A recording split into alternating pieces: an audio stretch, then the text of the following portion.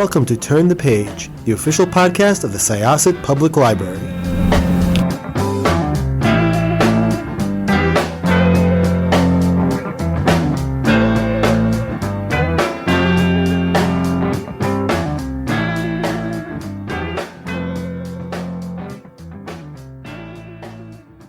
Hello, everyone. Welcome back to Turn the Page. I'm your host today, Jen, and today I am joined by the author of an absolutely fascinating and totally fun to read novel. It's a gorgeous work of historical fiction, and I am so excited to talk about the story and the history behind it and lots of interesting things. So welcome. Could I ask you to introduce yourself and your book, please? Hi, Jen. Hi, listeners. I am Julie Gerstenblatt, and my novel is The Stargazer of Nantucket. Thank you so much for joining us. Before we talk about The Stargazer, I'd love if we could hear a little bit about your career, your journey as a writer, and perhaps some of your other works. Sure, my journey to becoming a published novelist is not linear. I graduated from a college with a degree in English and told my parents I wanted to be a writer, and they were sort of like, that's not a thing. Like, doesn't come with health insurance, no job stability, where are you going to live, all those things. And I kind of agreed with them and wanted to have what my friends were doing, move to New York City and get an apartment and all of those things. So I went to grad school straight from college at Teachers College, Columbia University, and got a master's in education and then a second advanced master's in education and then a doctorate in education. All the while thinking that I would write in the summers and when I wasn't teaching on weekends. And it got further and further, that dream sort of left, but I loved being in the classroom. I taught on Long Island. Shout out to you there in Syosset. I taught in the five towns. I taught in Scarsdale. I taught at graduate school. I taught at Pace University. And then most recently, I taught here in Rhode Island when we moved 12 years ago, and I taught a freshman composition class at Roger Williams. I was working on my first novel while writing my dissertation and got my first agent during that time. And she did not sell my novel, so I self-published it because I figured if E.L. James could do it, just to give you a timeline perspective, it seemed like a thing that could be done. Sold about 600 copies from my garage, didn't feel that great about walking into bookstores and begging them to carry my work, and continued on hoping for a traditional publishing deal with the next book, which was another contemporary. The first was a humorous contemporary novel. The second was another contemporary novel. My second agent did not sell that book, but said to me, everybody likes your writing. It's just that the story isn't doing something different in the market. How about that historical you mentioned to me a while ago? And I said, oh no, I was kidding about that. I love historical novels. This is how I learn history, for better or worse, meaning my facts might be skewed a little bit, but I was not prepared to write one. But it was this story about the Great Fire of 1846 on Nantucket. And the only thing that gave me courage was knowing that I knew Nantucket really well. And it looks very much like it did in 1846 when you step off the ferry today. And then I realized I had been doing research for 10 years for a dissertation and creating characters for those novels. And if I could put those two skills to work, the enjoyment and being able to entertain readers while also informing them, as I had done with my teaching for years, but without letting that lead the way, maybe I could do something interesting and special. And Daughters sold to HarperCollins. And then with 100 pages of The Stargazer and an outline, I got a two-book deal for The Stargazer of Nantucket and one that I'm working on now. Ooh. That's such a great journey, and I love it because as somebody who also came to libraries after both a doctorate and some time teaching, I Ah. I think it's really interesting the way that our previous experiences sort of end up being our strengths when we hit that second thing, because it's what gives us our unique perspective and our experience. So it's Always great to hear that.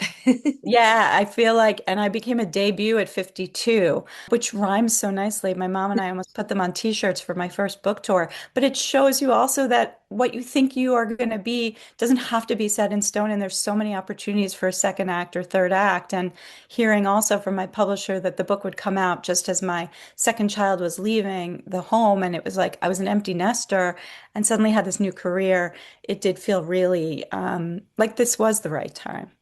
That's great.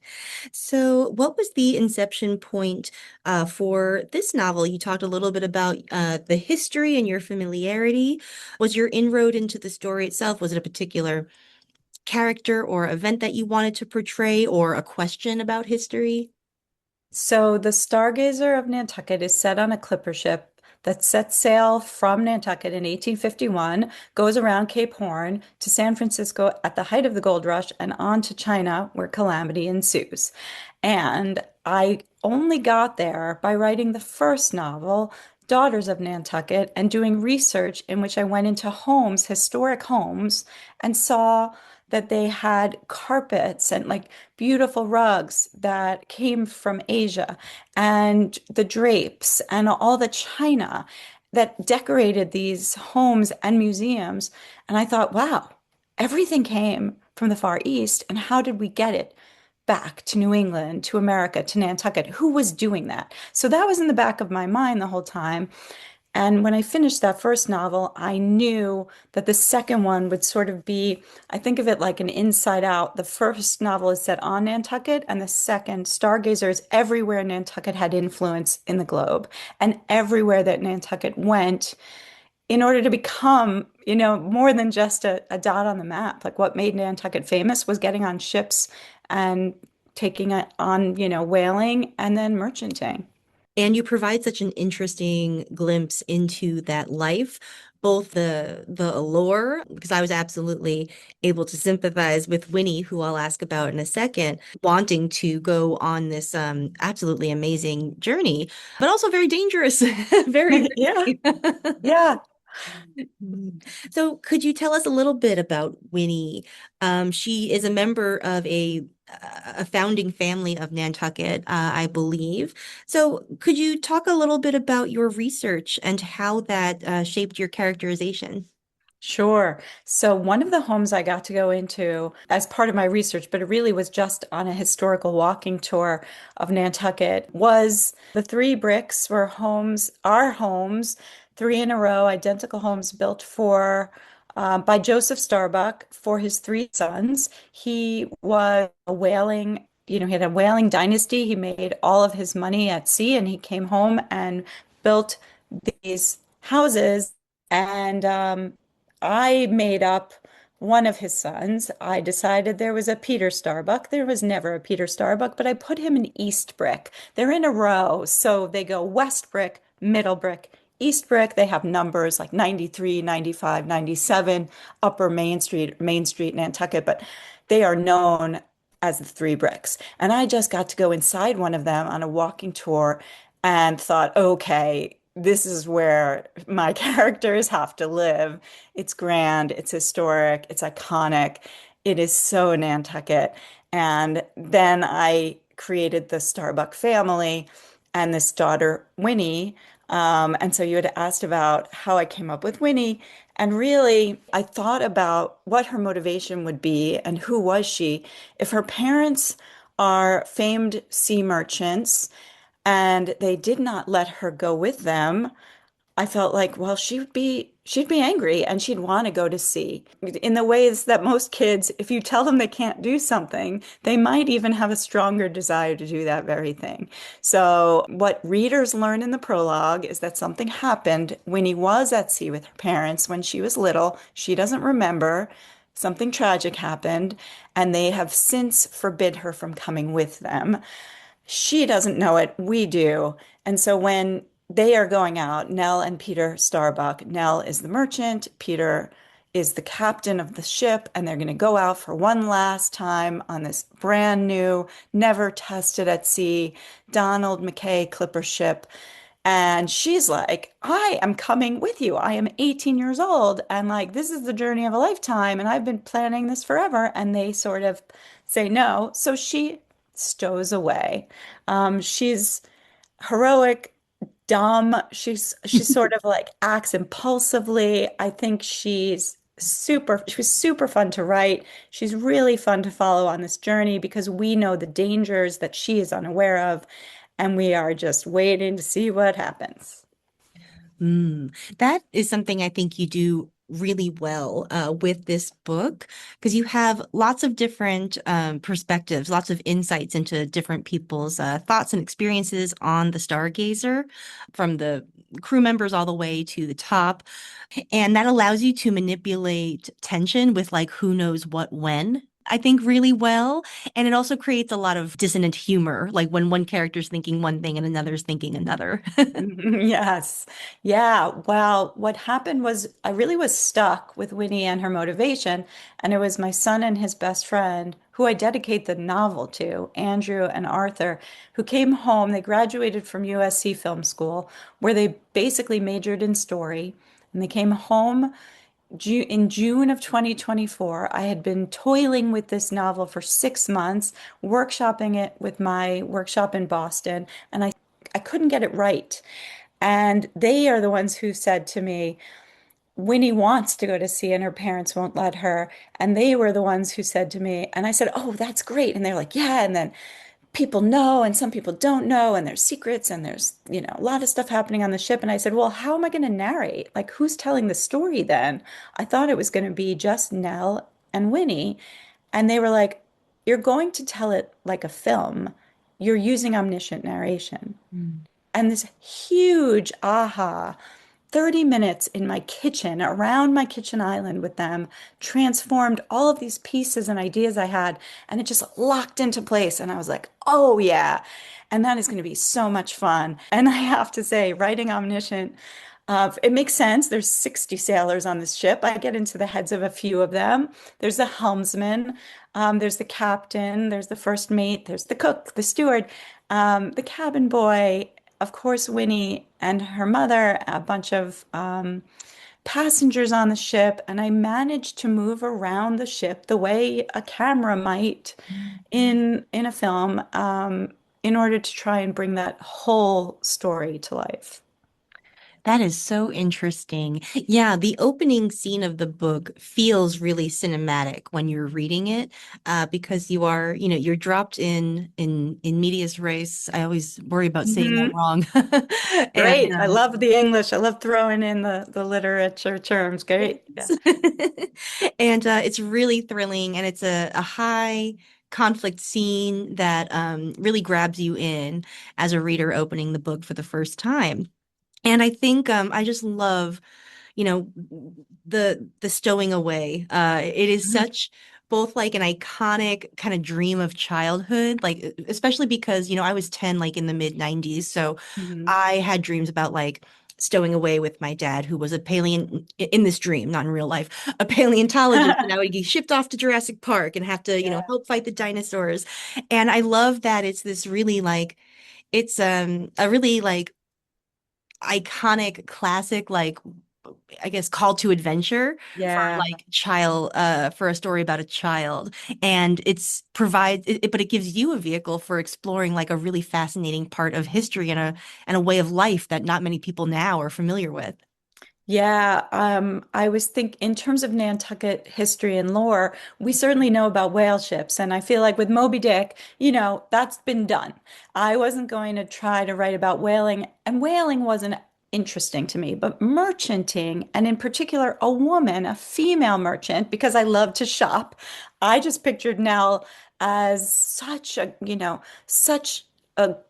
she had a keen eye for beautiful things. She went across the globe to bring those things back to her clients. And I just knew that she would be a fun one to follow.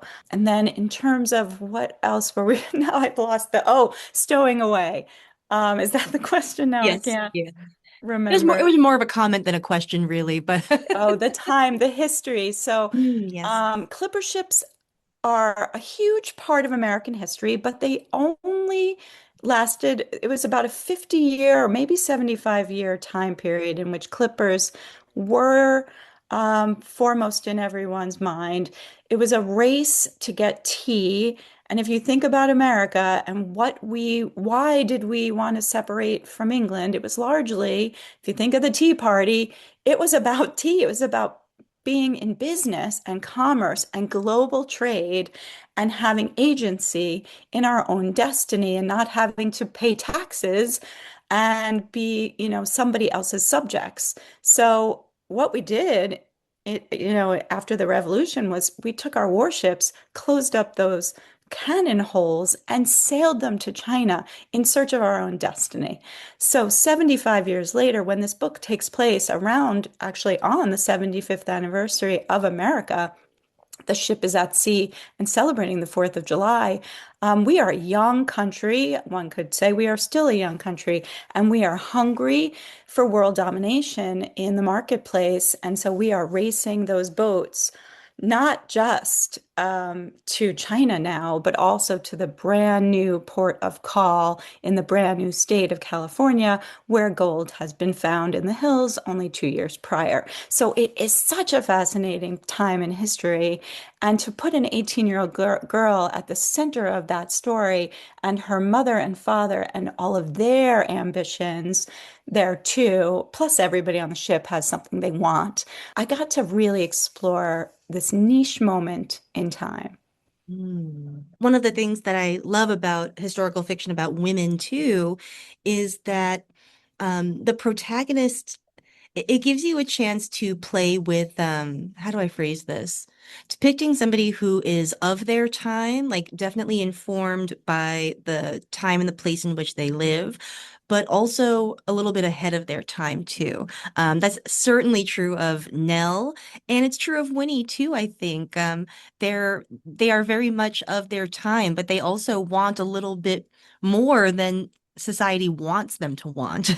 Yes, yes. So, in part, that's because they're Nantucketers, and Nantucket women had basically a power of attorney over their finances that was not seen on mainland America for many years, until many years later, because in large part their men were absent and off at sea and could die potentially or never return or be lost at sea. And then what happens to the finances? Women had to have access to the financials and to make decisions for the home.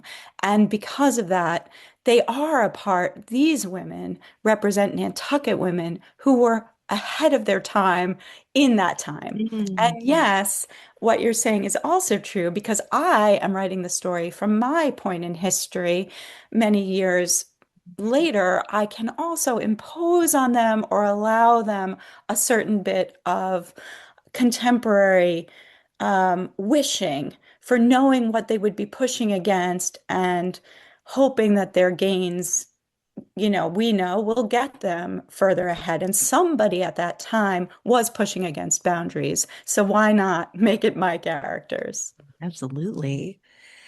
Wow. So do you think you will spend more time in Nantucket in the literary sense? What is on your horizon in terms of your writing? Oh, I thought you meant like living there. I do really want to Yeah, spend more that time too. on Yeah. Nantucket, as much time as is humanly possible. But yes, my third novel is also set on Nantucket. It is contemporary, but it's set in the summers of 1989 and 2024. I did spend a summer, I was there the summer of 1989. And so it isn't historic, although I think they say anything before 1990 is considered historical Oh no. fiction at this point, in a Oh. time before cell phones and AI and PCs and all of that, where you had to make a phone call from a phone bank on Union Street against the telephone company wall. Um, I am bringing back a more recent but still lost Nantucket and comparing it to today in a story of best friendship and rivalry that is what I'm calling my summer sisters, um, who are best friends in college and one betrays the other, and of course, there's a boy that also gets in the way. And it looks at a woman's life both at 21 and at 55. And I think it'll be really fun for people who remember Nantucket in the 70s and 80s. That does sound fun. And yeah, that observation about the 80s and 90s being a period piece or historical fiction now. Mhm. As a historian, that feels right, but just as like a mortal born in the 80s, No, that feels I it terrible. feels terrible, except if you see my prom dress and you're like, oh yeah, that's from a different era. We could put that in a museum, that little bubble dress, and that hairstyle and all that. So yeah, it is. Will I return maybe to something older? I do feel like I have for now covered the Nantucket, the two pieces of Nantucket that I really wanted to explore historically in terms of what was happening on land and what was happening at sea. But there's potential for so much more. I originally envisioned this as a three-book series with a book that was sort of like A Room with a View meets Roman Holiday, in which two Nantucket cousins go for like their season abroad before marriage and get into some shenanigans. And that might still happen, but who knows? Oh, that sounds really good too. And oh, I can't wait to see what's next. And thank you so much for taking the time to share your book and your time and your thoughts with me. I can't wait to put this book in people's hands at the library. Thank you, Jen. We writers count on you, unsung heroes of the literary world, librarians fighting the good fight every day and making sure that that readers do get to hear great stories. So I appreciate that so much. And thanks for taking the time today. Oh, you're so welcome. And thank you for the kind words. And thank you, listeners, for joining us. Please check out The Stargazer of Nantucket. By the time that you hear this, it'll be out in the world. So please head to your favorite bookstore or library or website, wherever you like to go for your books. Do you have a favorite bookstore that you'd like to send people to, perhaps in Nantucket or? I do. I have one on Nantucket and one on mainland America. So on Nantucket, Mitchell's Book Corner, it's on Main Street, and my books are usually right on display when you walk in, and it's just a hub of everything, historical, current. Their recommendations are wonderful. They know, they know what you might want to read on the beach, and they are filled um, with all of the goodies. And then I would also say I work at a bookstore in Rhode Island 2 days a week called Barrington Books, and it's a bookstore and gift store and toy store, and we have the best cards, and people have named us the best of Rhode Island for not just bookstore but gift store. And I love working there, and the staff there is also really great. And I run the book club.